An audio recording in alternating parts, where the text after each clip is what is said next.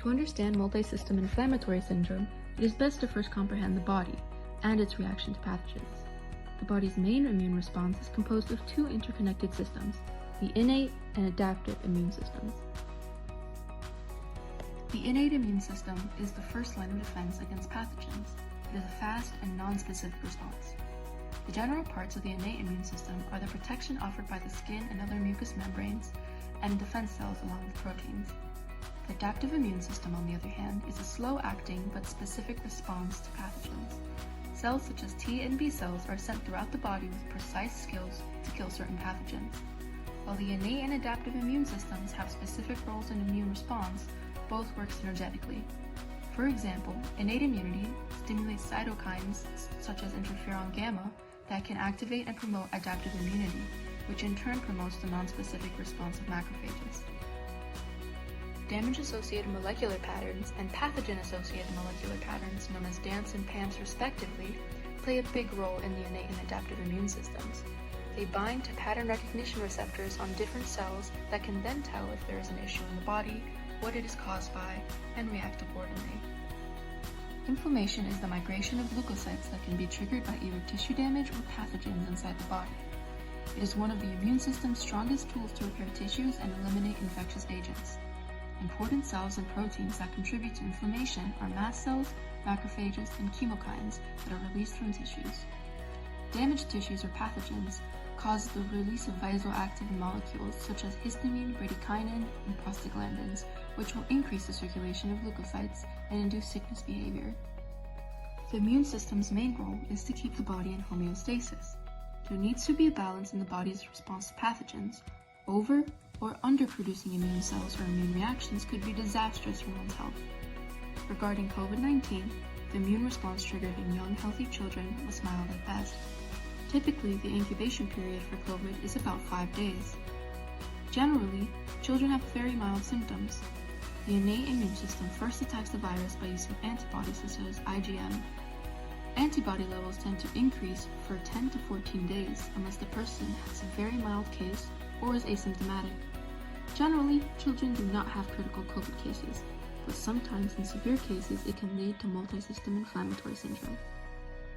Multisystem inflammatory syndrome in children, MISC, is a rare condition where different body parts such as the heart, lungs, kidneys, brain, skin, eyes, and gastrointestinal organs can become inflamed.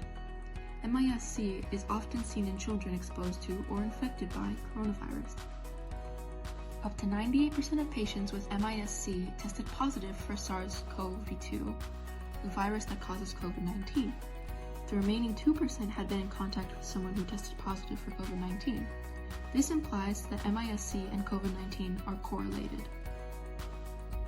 Patients with MISC tend to experience symptoms of sickness, such as muscle pain in the chest or stomach region, loss of appetite, vomiting, diarrhea, trouble breathing, fatigue, dizziness, and prolonged fever.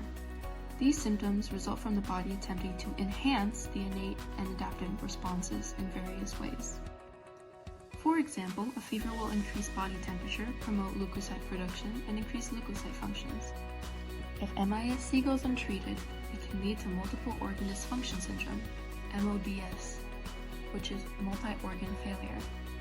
The outcomes of MODS could potentially be lethal and lead to death. To prevent MISC, children should wear masks. The purpose of the mask is to contain the spread of pathogens.